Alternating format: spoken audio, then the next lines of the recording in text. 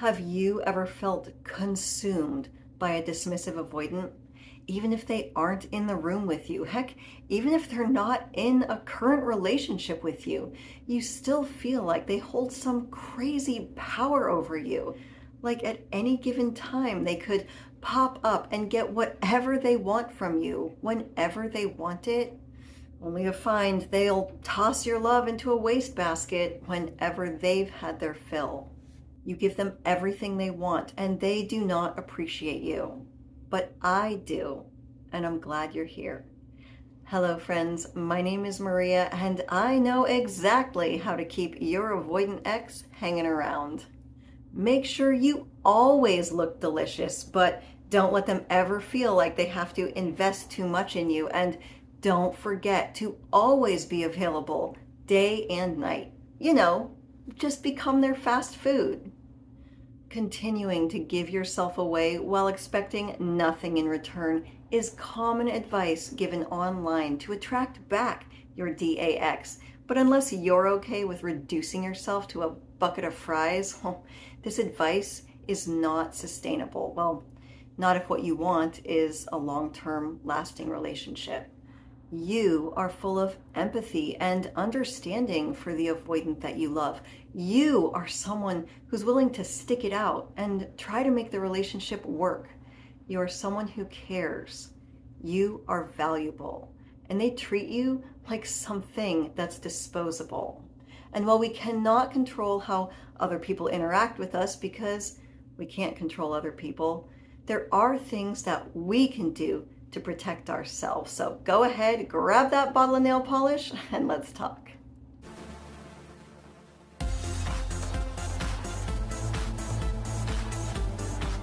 I had an interesting dream about a month ago involving my dismissive avoidant ex. We were at a pool party with some of our mutual friends. Now, we weren't there together in the dream. We had already broken up, but we were both swimming around in the pool, and he was bobbing around the shallow end eating a hot dog. I was a few feet away from him, and he began to talk to me like he used to way back before we ever started dating. Just incredibly interested in every single thing I had to say, being charming, sweet, funny, and eating that hot dog. In that dream, I remember thinking, oh my gosh, this guy, he's about to make a move on me. I also remembered watching him eat that hot dog and thinking, oh my God, he's gonna try to kiss me and it's gonna be so gross because he's got soggy hot dog breath. Now, there is an end to this dream, which I'll get to in a few minutes, but one of the biggest things I first realized when I woke up in that dream, I no longer saw him as perfect. No more pedestal of perfection to which I could not reach. And that was always the way I had dreamt about him in the past. And this is the place that you want to get to. That's where you want to be, in a place where you begin to see people, especially people who are mistreating you, for exactly who they are, not some perfect potential. I'm not saying they don't have great qualities. I know there's a reason you fell in love with them in the first place. However, I am a firm believer that there is a difference between annoying quirks and abuse. Taking the good with the bad does not ever mean taking abuse. And while the symbolism of a dismissive avoidant bobbing around in the shallow end is not lost on me, what I really couldn't get out of my head was the image of that hot dog he was eating. Now, I don't consider myself a super woo-woo person, but I do believe that dreams are important because they're trying to say something to us. So I went ahead and looked up the symbolic meaning of hot dogs in dreams, and I'll go ahead and read it to you. All right, when you see a hot dog in a dream, this dream symbolizes a need for quick and easy satisfaction.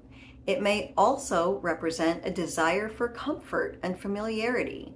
Alternatively, it could indicate a feeling of being consumed. Consumption.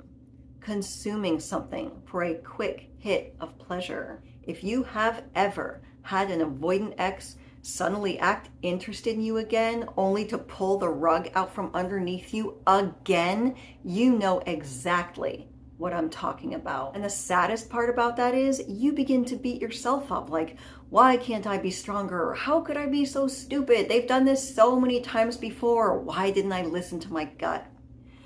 You know what I hate the most about bullies? You could be cruising through life, minding your own business, and they invade your space just to mess with you, just because they know they can. No one is perfect, but these are not the kind of people that we want to attract into our lives. So how do we keep ourselves from becoming the kind of fast food relationship that avoidants find so dang appealing? Well, let's break it down. What is fast food? Fast food is convenient. It's always available, day or night. If we lose ourselves into a relationship, into another person, then if that person leaves, we are more susceptible to allowing them to come back in because we had made them our entire social life. And in some cases, if we really struggle with codependency, we've also made them a hobby. And that's really easy to do when you love someone who has issues and all you want to do is you just want to always be there for them. I once heard a girl say, stop delivering yourself to people like you're Uber Eats. And it really resonated with me because it described my entire dating career. A guy who was not committing to a label with me would ask me out last minute, and even if I had other plans, I would blow them off and rush to meet the guy I liked.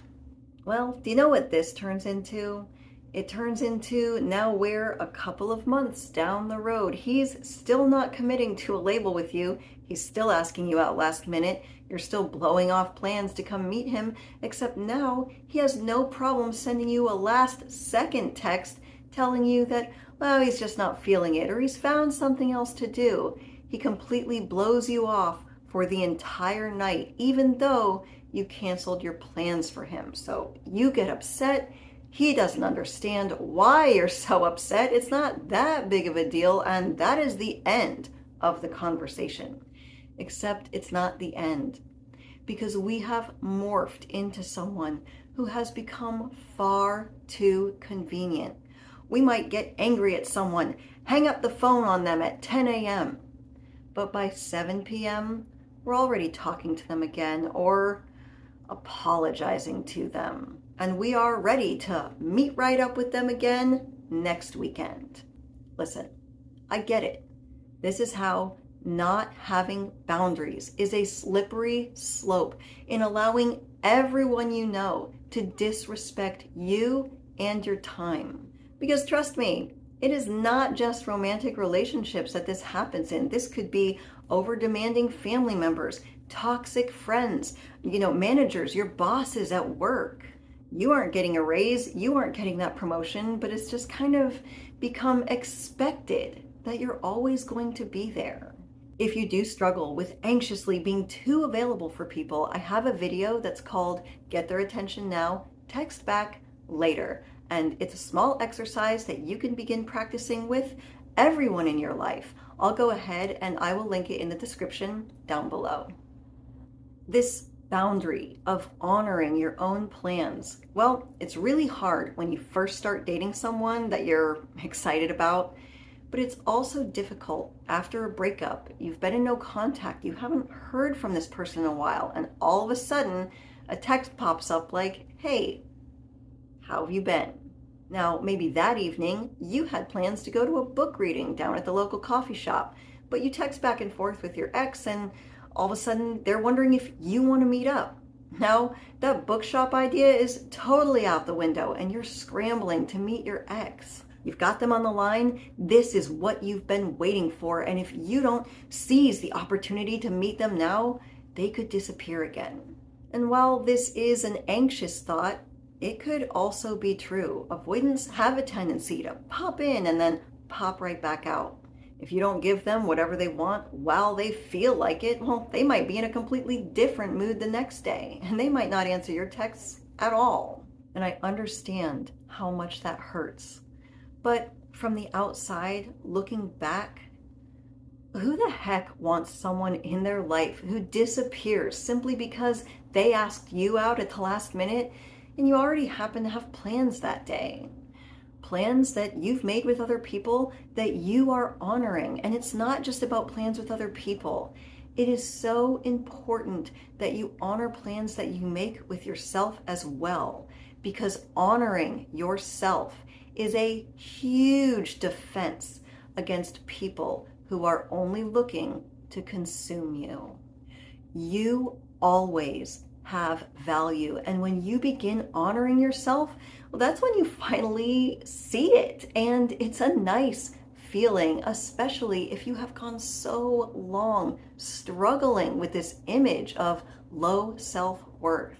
And speaking of worth, we can deter people who are looking for fast food relationships by not cheapening ourselves down. You know, fast food is one of those things that does not require any real investment from the person who's seeking it out.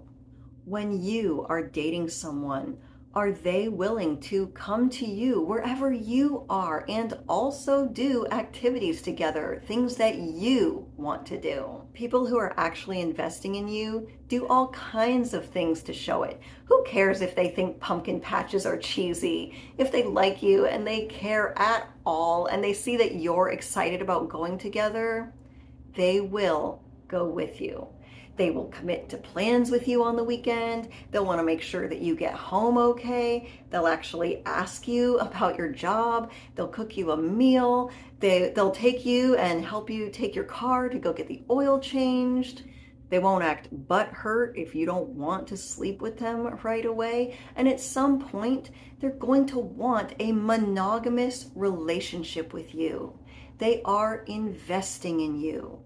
They are not consuming you. The avoidant fast food relationship cycle will not stop unless you stop it. They will always ambivalently leave that door cracked open. The only alternative to that is this keeps going until they find someone else and discard you forever. And now, not only do you feel cheap, you also feel shortchanged. I am not saying these things to try to make you feel bad. I'm saying these things to try to help motivate you to stick up for yourself. I know how hard it is. And if you would ever like some support in your no contact journey, or you just want to talk to somebody with no judgments, I will leave the 3 services I have to offer where you can talk to me personally down in the description below. My point is, you got to start making it a little more inconvenient for people to get something out of you. And this does happen naturally when you build a life where you're busy with things, people, events that are important to you. You know, you can become so busy catering to what everyone else wants. Then, you know, when people come and then they go out of your life, because that's life, people are going to leave. You don't remember what it was that you wanted in the first place. And I'll guarantee you, you never walked around this planet saying, you know what I want? I want back someone that I've already dated and they didn't value me enough not to dump me. No, you said you wanted a girlfriend or a boyfriend or a husband or a family. You want something real, not a half love that you're only settling for because that's all this person is willing to give to you. Do not fall into the trap of, well, something is better than nothing. Do you know what I reach for when I am desperate for something rather than nothing? I reach for fast food. And that is the plot twist in this episode, because as I was writing it, I was like, oh my gosh, avoidants treat us like we're fast food, but they are the fast food. Now hear me out. Fast food looks good, and on the road trip of life, it seems like it's the answer to your prayers when you have it in front of you in that moment. But there's nothing sustaining behind it, and after you've had your encounter with it, you feel kind of gross and bad about yourself. I only reach for fast food when I feel beat up, broken down, I am starving, and I will accept something over nothing. Too many of us have been starving for love our entire lives and reaching for fake food. And that stops today. When you accept breadcrumbs from an avoidant person or anyone who's treating you like crap, you are consuming fast food. It is poisonous. There's no sustenance. It does not give life. In the long run, it ruins your health. Heck, it even ruins your looks. Well, welcome to the other half, where we know attraction is not just about your looks. We also have to take care of the inner half. Because if we continue consuming all the garbage that our ex-avoidant is feeding us, we will never realize the beautiful life that we were meant for. Now, I told y'all I was going to tell you the end of that hot dog dream, and don't you know it, he did end up coming towards me and trying to make a move on me in that pool. And in that dream, just as cool as a cucumber, I said, no thank you. No disrespect, but all boundaries. And when I woke up from that dream and I had a chance to think it over, I realized that saying no to someone who was treating me like I was disposable felt better than any chemistry we had ever had. Self-respect becomes addictive. In that dream, he wanted me the same way he'd gotten used to having me back when I had made myself way too convenient for him. He wanted his hot dog. He wanted that feeling of familiarity that provided him with a quick satisfaction. Because it was no skin off his nose when he inevitably went back to ignoring me the next day. Now, I stopped dreaming about my exes a few years ago, and the only reason I still have them now is because doing this channel floods me with a lot of memories. And I have to say, a few years ago, I never would have thought that I could wake up from a dream about my avoidant ex and feel really good about myself.